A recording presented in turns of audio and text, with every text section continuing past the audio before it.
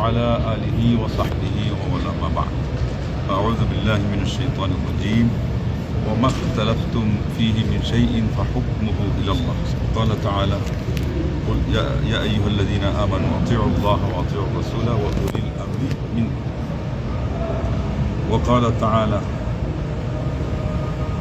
لقد كان لكم في رسول الله أسوة حسنة لمن كان يرجو الله واليوم الآخر وذكر الله كثيرا। তো আজকে অনেক আয়াত আছে, তার মধ্যে তিনটা পড়লাম।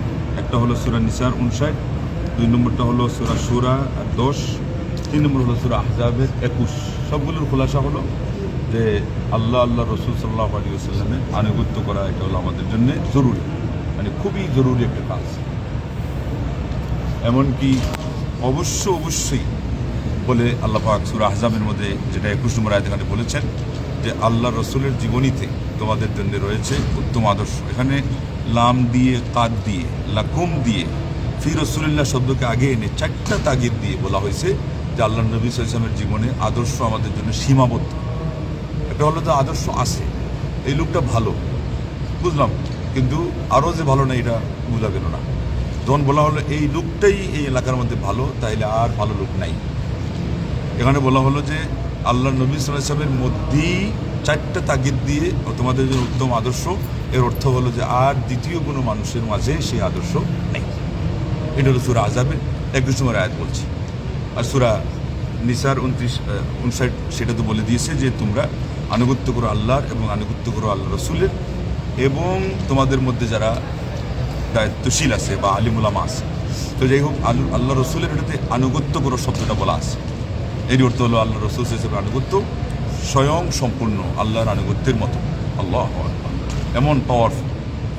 আরেকটা হলো যে সূরা শুরার যেটা শুনে 10 নম্বর, যে তোমরা যেই বিষয়ে মতানৈক্য করো না কেন, এইটার মূল সুরাহা এবং সিদ্ধান্ত এবং সমাধান চূড়ান্ত যেটা ফয়সালা ওটা আল্লাহর প্রতি, মানে এটা আল্লাহ যেটা বলবেন ওইটাই তোমাদের জন্য সমাধান। কারণ আল্লাহ কী সমাধান দিলেন যে আমাদের জন্য চূড়ান্ত আদর্শ কোথায়? আল্লাহ নবী সাল্লাল্লাহু আলাইহি ওয়াসাল্লামের জীবনীতে। এইবার মিলাদ নিয়ে যে কত কথা চলতেছে, মাহফিল, মিলাদ মাহফিল, এবং এটার একটা ব্যাকগ্রাউন্ড জানা দরকার। যে মাকরিজি তার মাহফিল, মিলাদ মাহফিল নামক এই বইয়ের মধ্যে তিনি উল্লেখ করেছেন যে এটার রচয়িতারা হলো শিয়া। মিলাদ মাহফিলের রচয়িতারা কারা? এরা হলো শিয়া। কত হিজরিতে? 362 হিজরিতে এটার জন্ম।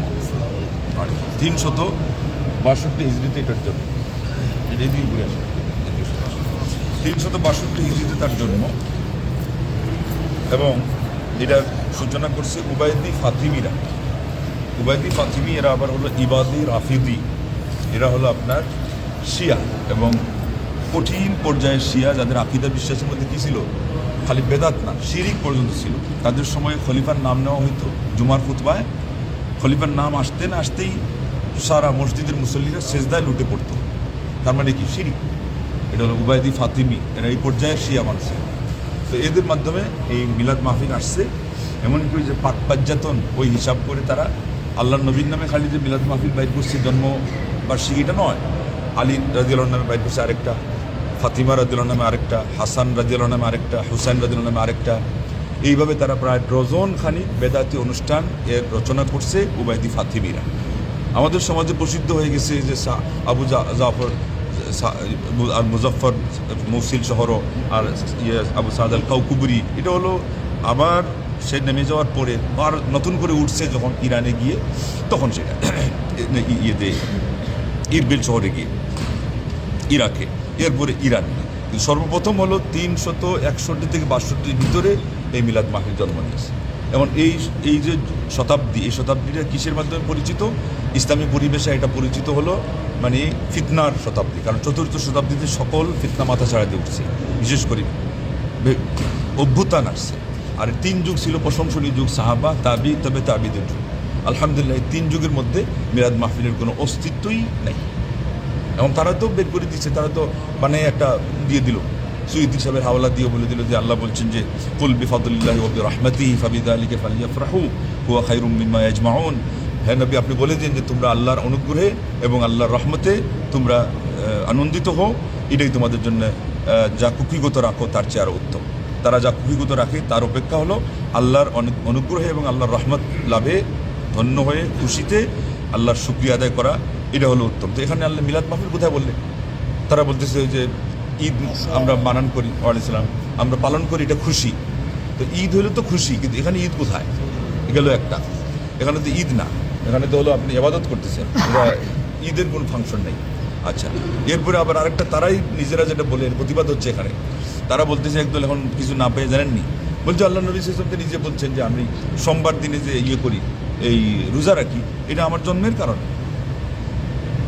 আচ্ছা শুনেন, তো রোজা রেখে কি উৎসব হয়?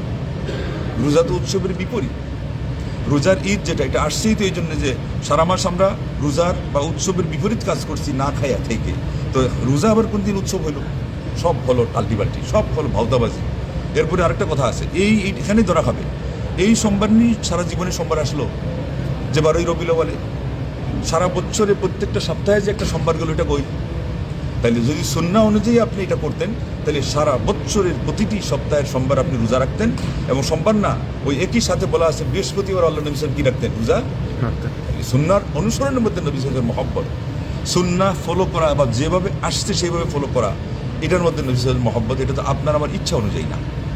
এরপরে আয়াত তো শুনলেন, হাদিসে আসছে মান আমিলা আমালান লাইসা আলাইহি আমরুনা ফাহুয়া রাদ। মুসলিম শরীফের হাদিস, যে ব্যক্তি এমন আমল করলো যে আমলে আমার কোনো নির্দেশনা নাই, এই আমল আল্লাহর কাছে গ্রহণযোগ্য না। তার মানে আমল করে কোনো লাভ নেই। এটার পণ্ডশ্রম হচ্ছে কীভাবে? সূরা কাহফে আল্লাহ বলছেন, কুল হাল নুনাব্বিউকুম বিল আখসারিনা আমালা। হে নবী আপনি বলে দিন, আমি কি সবচেয়ে বেশি যারা আমল করেও ক্ষতিগ্রস্ত তাদের বলবো না, বা তাদের কথা বলবো? তার কারা? আল্লাযীনা দাল্লা সাইয়ুহুম ফিল হায়াতিদ দুনিয়া ওয়া হুম ইয়াহসাবুনা আন্নাহুম ইউহসিনুনা সুনআ। যাদের এই দুনিয়ার জীবনে তাদের শ্রমটা বেকার হয়েছে, পণ্ডশ্রমে পরিণত হয়েছে, অযথা নষ্ট হয়ে গেছে, তারা মনে করছে খুব নামাজ পড়তেছে। এই রাত উপলক্ষে হয়তো কেউ নামাজ পড়বে, কেউ হয়তো রোজা রাখছে, তারা যেমন বলতেছে, কেউ আপনার সিন্নি পাকাচ্ছে, কেউ আপনার মিষ্টান্ন বিতরণ করতেছে, মিষ্টান্ন ভাণ্ডার আজকে ফ্রি খুলে দিয়েছে। কেরালাতে শোনা যায় যে খালি মন না, টনের হিসাবে আপনার ওই গাড়ি বহর আসে এবং রিলিফ নিয়ে বের হয় এবং মানুষ সেখানে সিটিও ফেলে দেয়। আল্লাহ নবী সাল্লাল্লাহু আলাইহি ওয়াসাল্লাম, এটা মহব্বত। নবী সাল্লাল্লাহু আলাইহি ওয়াসাল্লাম একটা দানা কোনোদিন খুঁজে পাচ্ছিলেন না, পাইলে এটার কত কদর করেছে। আর তোমাদের বিলাসিতা নবীর মহব্বতকে দিয়ে যে ছিটিয়ে মারতেছো, আর বলতেছো এটা নবী সাল্লাল্লাহু আলাইহি ওয়াসাল্লাম মহব্বত।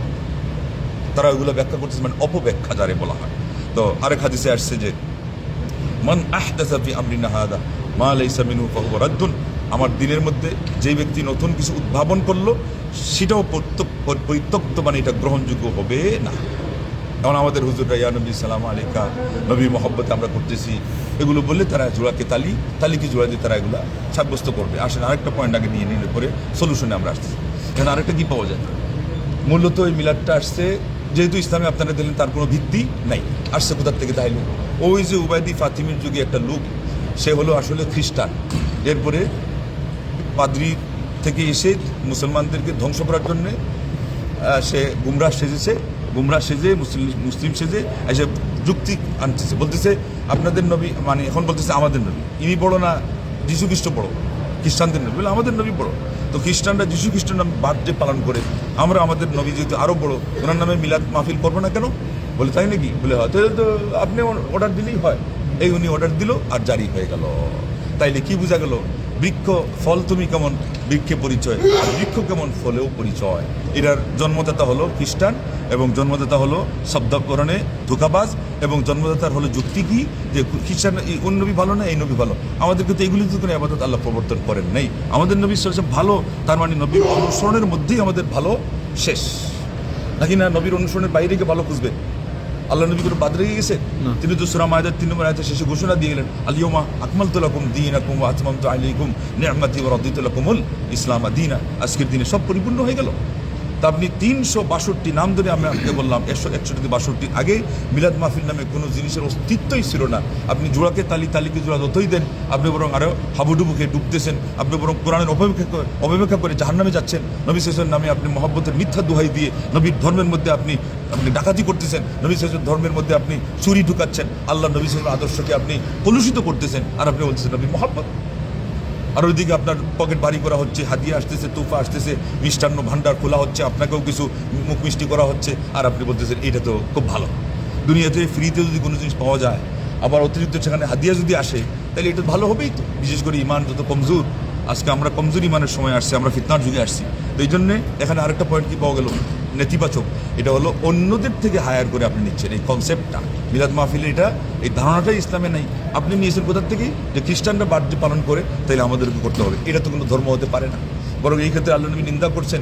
আবু দাউদ হাদিস বলছেন, মান তাশাব্বাহা বিকাউমিন ফাহুয়া মিনহুম। আপনি এখানে সর্বোচ্চ যেটা করছেন এটা কি, যে আপনি খ্রিস্টানদের সাথে সামঞ্জস্য ধারণ করে মিলাদ মাহফিলটা বের করছেন।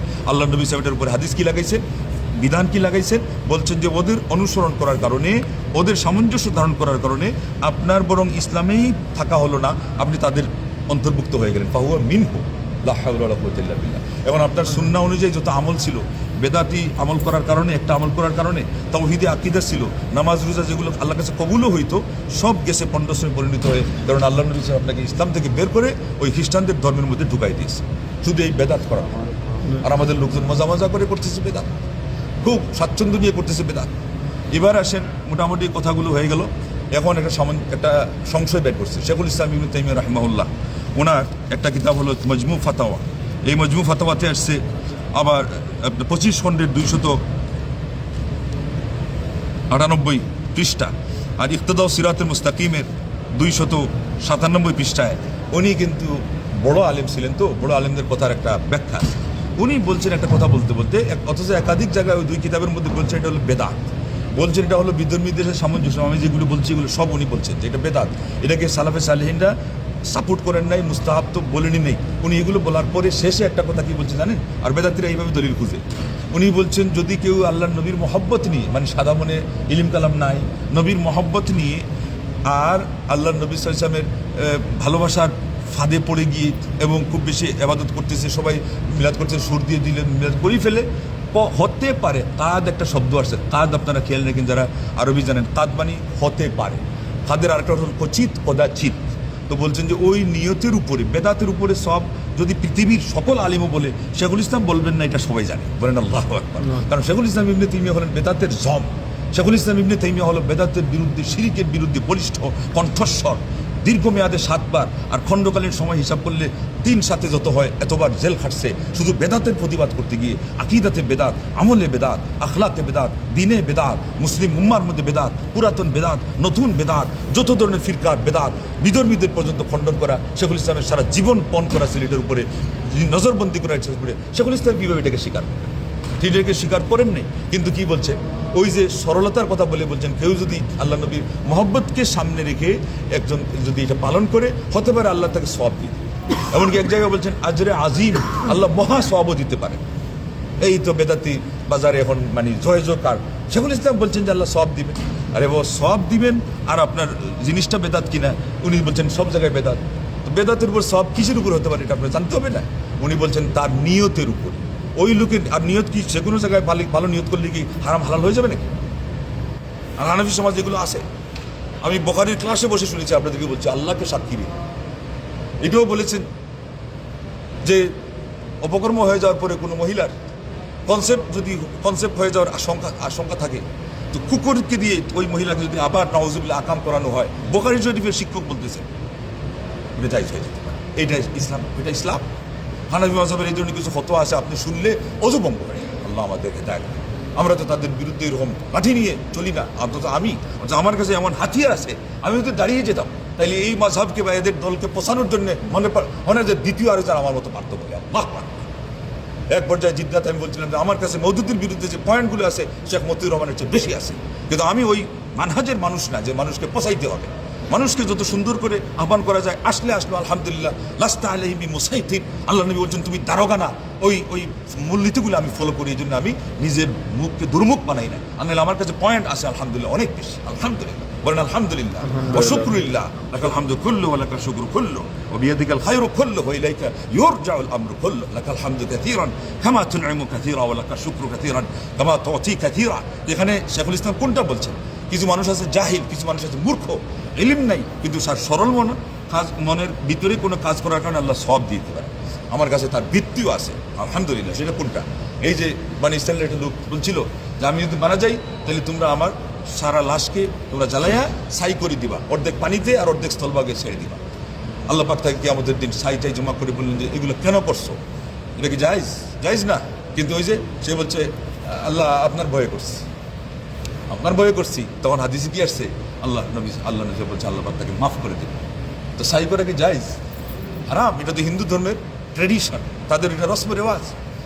এই জায়গায় শেখ আলবানী এটাকে খোলাসা করছেন যে জাহিল মানুষ তার জাহালতকে নিয়ে, ইলিম ছিল না, দলিল জানে না, সরল মনে এবং মনে করছে ইবাদত, এবং সেখানে ডাপ্পাবাজ বড় বড় আলিম একজন পাগড়ি নিয়ে টান শান করে এমনভাবে যে বললাম না, আয়াতের ভুল ব্যাখ্যা দিয়ে বুঝাই দিছে যে এটা আল্লাহর আয়াত, কোরআনে আসে যে তোমরা আল্লাহর অনুগ্রহ নিয়ে আল্লাহর রহমতে তোমরা খুশি হো। তো নবীর সে রহমত আর কি কোরআনের পরে? আবার মনে রাখবে সিরিয়ালে কোরআন আগে। আমাদের দেশে মেজরিটি, বিশেষ করে হানাফি সমাজের যত বক্তারা আছে তারা কি বলে? নবী কোরআন হচ্ছে পড়ো। এটা কমে হলো। নবীর শানটা বাড়লেই তো কোরআনের কারণে। নবীর শান বাড়ছে কিসের কারণে? কোরআনের কারণে। মক্কার শান বাড়ছে, নবী ওই জায়গায় জন্ম নিয়েছেন এই কারণে, এবং আল্লাহ রাব্বুল আলামিন ইব্রাহিম আলাইহিস সালামের কারণে এখানে আরেকটা উল্লেখ করা হয়েছে। এইভাবে আমার নবী সাল্লাল্লাহু আলাইহি ওয়াসাল্লাম, এবং রমজানের শান বাড়ছে কেন? রমজান মাসে কোরআন নাজিল হয়েছে, এগুলো সব হারাই ফেলে। আবার রমজান মাসে আসলে নিজেরাই ওয়াজ করবে ওইটা নিয়ে, কিন্তু এই আল্লাহ নবীর প্রসঙ্গ যখন আসে তখন বেশিরভাগ হানাফি আলিমরা হুশ বুদ্ধি হারাই ফেলে। দেওবন্দের যিনি প্রতিষ্ঠাতা, আসল প্রথম প্রতিষ্ঠাতা কাসিম নানুতুবি নয়, আবিদ নামে আরেকজন আছে, উনি বেরলভী তরিকার দ্বিতীয় প্রতিষ্ঠাতা কাসিম নানুতুবি। তারপরেও বলতেছি সেটা উনি আবে হায়াত বইয়ের মধ্যে লিখছেন আল্লাহ নবী সাল্লাল্লাহু আলাইহি ওয়াসাল্লাম নাকি মারাই যাননি। আচ্ছা, আপনারা বলেন নবী মারা যাননি? মারা না গেলে কোরআন অস্বীকার করতেছেন। আল্লাহ পাক বলেন ইন্নাকা মাইয়িতুন ওয়া ইন্নাহুম মাইয়িতুনা, তুমি মরণশীল। দেওবন্দের প্রতিষ্ঠাতার আকীদা কোথায় দাঁড়িয়েছে? তাইলে আপনি ইলম নেবেন কার কাছ থেকে? সালাফি মাদ্রাসাতে ইলম না আনা ছাড়া আপনি নবী সম্পর্কে সেই সঠিক আকীদা আপনি পাবেন না। উনি বলছেন আল্লাহ নবীর জান এখানে আটকা ছিল, তার কিতাবে এই লেখা আছে, অনুবাদ এটা, এই বাম সাইডের হাট থাকে না, এখানে আটকা ছিল, কবরে যাওয়ার পরে আবার ছাড়া পাইছে, ব্যাস এতটুকুই, নবী মারা যান নাই। তাইলে তো বেরলভীরা যেমন বলছে যে আল্লাহ নবী শুধুমাত্র ইন্তেকাল, এক জগৎ থেকে আরেক জগতে পরিবর্তন করছেন, হায়াতুন নবী সাব্যস্ত হয়ে গেল। নবী কি হায়াতুন নবী নাকি? নবী হায়াতুন নবী সাব্যস্ত করে আরেকটা পায়তারা কি জানেননি? নবী সাল্লাল্লাহু হায়াতুন নবী সাব্যস্ত করে আরেকটা পায়তারা হলো আল্লাহ হলেন হাই, চিরঞ্জীব, এবং তারা নবীকে চিরঞ্জীব সাব্যস্ত করলে নবী মাবুদ হচ্ছেন, বলে না? আবার বলে না, কিন্তু কাজ নবীকে দিয়ে তারা ওটাই করে। শিরিক। তাহাজ্জুদ পড়েন রাত 3টা থেকে নিয়ে ফজর পর্যন্ত, না 12:30 থেকে ফজর পর্যন্ত, এই আকীদা নিয়ে গেলে স্বপ্নেও দেখবেন না জান্নাত স্বপ্নেও দেখবেন না। এবং এই জায়গাতে সেই মাসলা আসবে যে ওই যে জাহিলকে আল্লাহ মাপ দিয়েছেন জাহালতের কারণে, কিন্তু শিরিকে মাপ হবে না। এটা হলো হয়তো কোনো বেদাতি কাজ করে এলেছে, আবার আরেকটা হলো এখানে কবিরা কোনো করে এলেছে, মাপ হতেও পারে। কিন্তু শিরিক এক বাক্যে আল্লাহ ক্লিয়ার কাট সাফা কথা বলে দিয়েছেন, ইন্নাহু মান ইউশরিক বিল্লাহ ফাকাদ হারামাল্লাহু আলাইহি জান্নাহ ওয়া মাওয়াহুন নার ওয়া মা লিয-যালিমিন মিন আনসার। যে ব্যক্তি আল্লাহর সাথে শরীক করবে কাউকে আর শিরিক করবে, তার জাহান্নাম একেবারে অবধারিত, জান্নাত তার জন্য চিরতরে হারাম, জান্নাত সে স্বপ্নেও দেখবে না। ওয়া মা লিয-যালিমিন মিন আনসার, এবং শিরিকের মাধ্যমে এখানে উদ্দেশ্য হলো শিরিককারী যে জালিম, এই জালিমকে আল্লাহ কোনোদিন সাহায্যকারীও দিবেন না যে আরেকজন সুপারিশ করবে।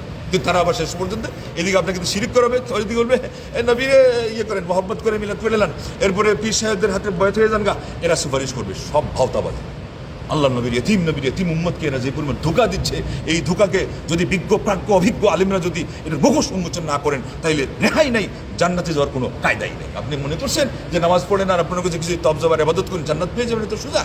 সবচেয়ে বড় গুরুত্বপূর্ণ বিষয় হলো আকীদা। এবং এই যে কথাগুলো ধুমজাল পাকাচ্ছে, এগুলো দিয়ে ভুল ব্যাখ্যা দিয়ে, শেখুল ইসলামের কথা দিয়ে, যে শেখুল ইসলাম সারা জীবন এটাতে বিরুদ্ধে যুদ্ধ জিহাদ করছেন, আজকে তার কথা দিয়ে মিলাদও সাব্যস্ত করার অপচেষ্টা বন্ধ চলতেছে। এই জন্য আজকে আমরা শেষ দিকে সেটার প্রতিবাদ করলাম, যেটা হলো না জেনে কিছু অপশন আছে যে জায়গায় আল্লাহ রাব্বুল বান্দাকে মাফ করবেন, কিন্তু এটা মৌলিক বিষয় হবে না, কোশ্চিনকালেও না। এবং যে জায়গায় তার ইলিম শিকার আলহামদুলিল্লাহ সুযোগ আছে, আজকাল কি ইলিম শিকার সুযোগ নেই? কিন্তু আপনারা কয়জনের সুযোগ গ্রহণ করেন? এই নেট দুনিয়ায় আপনারা যে ওয়াজ শোনেন, কয়জনের নিট ইন ক্লিন কোরআন ও সুন্নাহকে যারা সবচেয়ে বেশি তাদের জীবনের ভিত্তি জানে, কোরআন সুন্নাহর জন্য সব কিছু জলাঞ্জলি দিতে পারে, এবং সালেফে সালিহিনদের মানহাজকে যারা সব কিছুর উপরে তুলে ধরে, এই জন্য এনাদের ওয়াজ কয়জনে শোনে?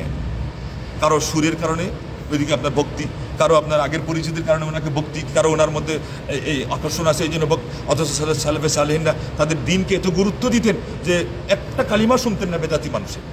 ইবনে সিরিন তাকে বলছে অনুরোধ করে আমার একটা কথা শুনেন। ইবনে সিরিনকে একটা বেদাতি তাকদীর নিয়ে তার ভুল আকীদা ছিল। ইবনে সিরিন বলছেন ওয়ালা নিসফ কালিমা, তোমার একটা কালিমার একটা বাক্য বলতেছো, তোমার অর্ধেক বাক্য আমি ইবনে সিরিন আমার কানে নিতে চাই না।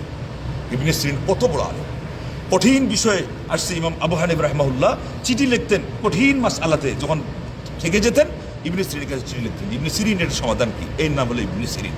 কত বড় আলেম, আর বাংলার মুসলমান তাকে বানাইছে। ওই ফুটপাথ দিকে দেখবেন ইবনে সিরিন নামে স্বপ্নের যে ব্যাখ্যাতা, ইবনে সিরিন কি স্বপ্নের ব্যাখ্যাতা? বরং সাব্যস্ত হয়েছে ভালো ভালো আলেমদের কাছে যে উনি স্বপ্নের এগুলো ব্যক্ত করেন না বেশিরভাগ।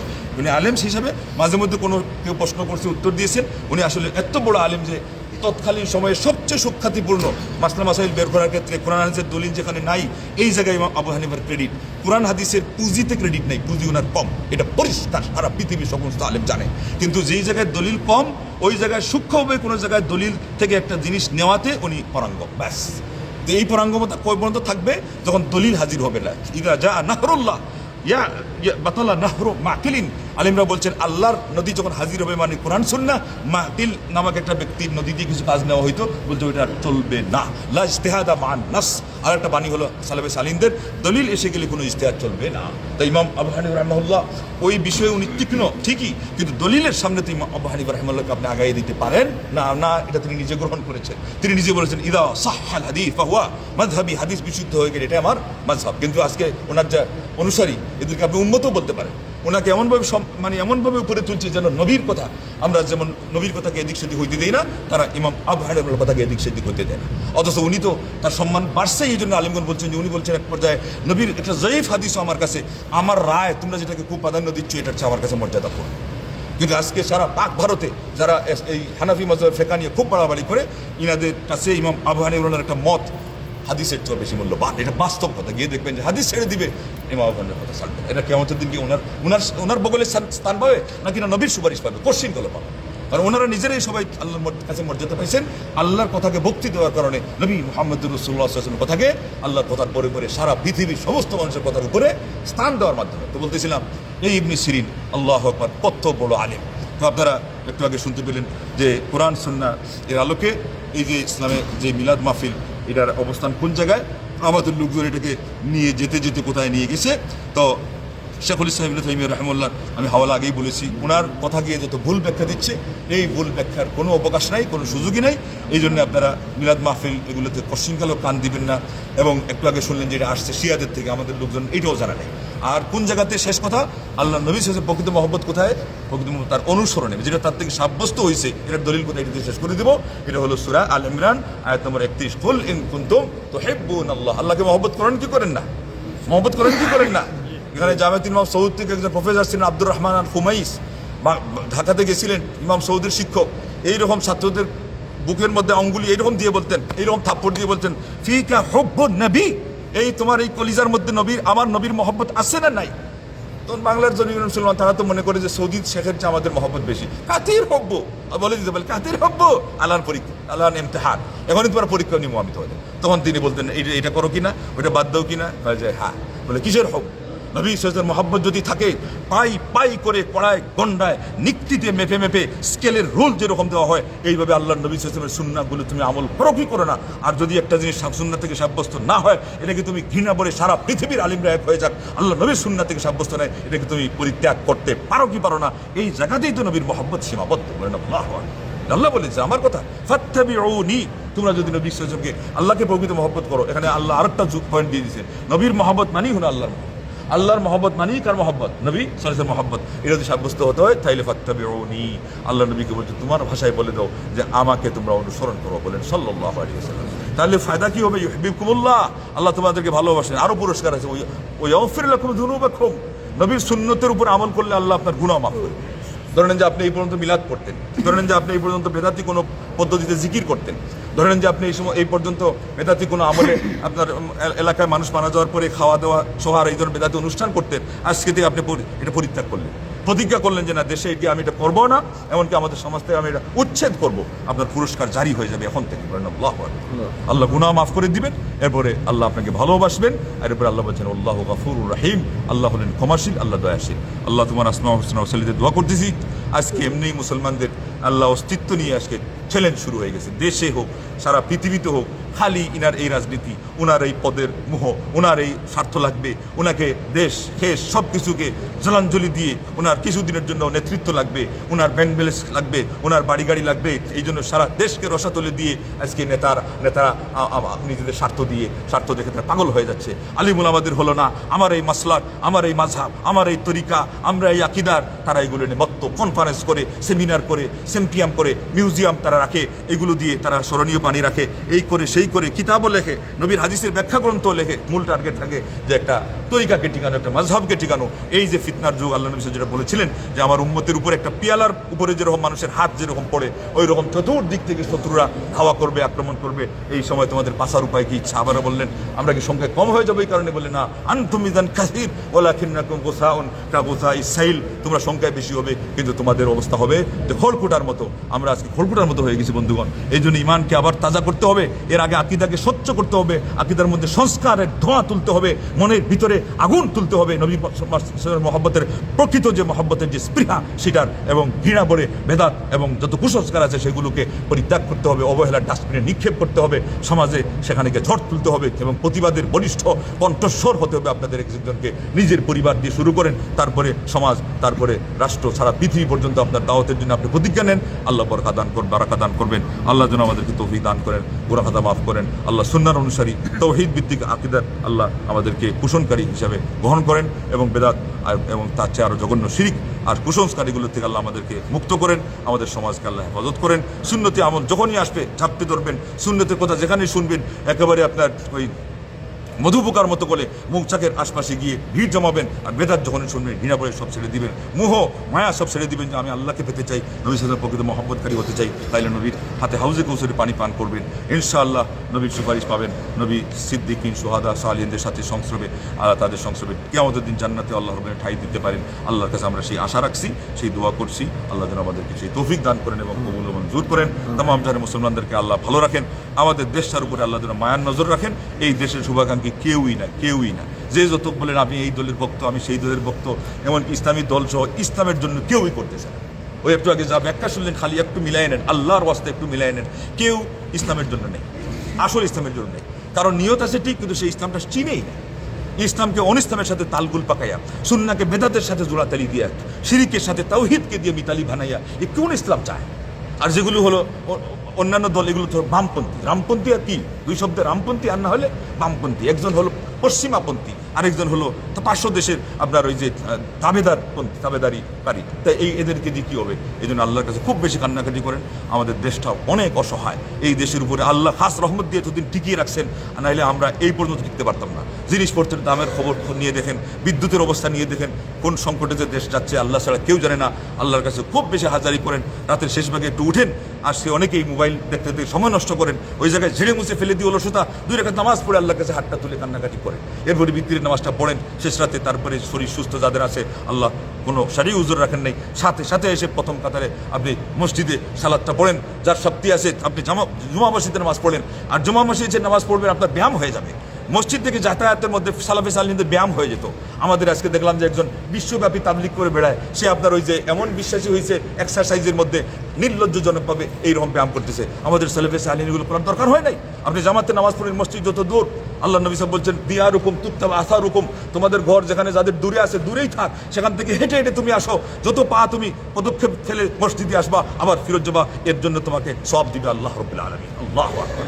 আজকে আমাদের আলাদা ব্যায়াম লাগে, ডায়েটের জন্য এই করা লাগে ওই করা লাগে, এই জন্যে যে খাওয়ার সময় থালা আর ওই গামলা নিয়ে যখন বসি তখন হুঁশ থাকে না যে আমার কি অবস্থা। নবী সাল্লাল্লাহু আলাইহি ওয়াসাল্লাম বলছিলেন যে কয়েক লোকমাই যথেষ্ট ওই মেরুদণ্ড সোজা করার জন্য, আর না হলে বলছিলেন 3 ভাগ করে যদি এরপর খাইতে হয়, 1 ভাগ খাদ্যের জন্য, আরেক ভাগ পানির জন্য, আরেক ভাগ শ্বাস রাখার জন্য। আমাদের হুঁশ থাকে না, গলা এতটুকু করার পরে আর যদি দেখায় একটা দানা ঢুকানো যাবে দে আরো দে, হালমিম মাজিদ হালমিম মাজিদ, এটা জাহান্নামের স্বভাব। আল্লাহ আমাদেরকে হেদায়েত করুন, হেফাজত করুন। তাহলে শুধু আকীদা নয়, শুধু সুন্নতি আমল নয়, খাওয়া সহ উঠা বসা, চলাফেরা, ঘুম যাওয়া সহ সবগুলোতে কি আছে?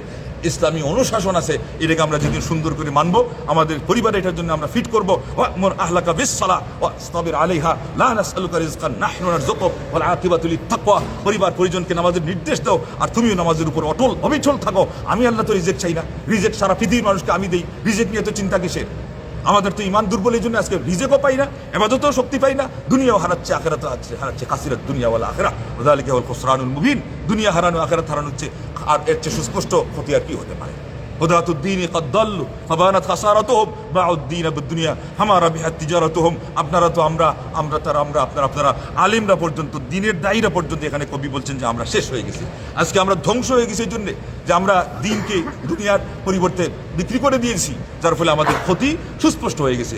এই জন্য সবাইকে নিজের ইমান খাঁটি করা, ইখলাস, একনিষ্ঠতা, ঐকান্তিকতাকে আরও মজবুত করা, নিশ্চিত করা, ফিক্সড করা, এটাকে আরও বেশি নিপুণ করা, এটার মধ্যে আরও সূক্ষ্মতা নিয়ে আসা, এটার মধ্যে আরও রিফাইন করা, রিপেয়ার করা, এগুলো সবার দরকার। সবার আগে আমি আমার নিজেকে দোষারোপ করছি, এরপরে আপনাদেরকে বলছি যে আমাদের মধ্যে প্রচুর পরিমাণে আজকে অলসতা জেঁকে বসে গেছে জগদ্দল পাথরের ন্যায়, যার ফলে আমাদের অন্তরে আজকে হক কথা ঢুকে না, এমনকি বাতিল কোনটা হক কোনটা এটা খালি শুনি, খালি ভাষা ভাষা দেখি, কান দিয়ে এটা শুনি, এরপরে আমরা ফেলে দিই, আমলই করি না।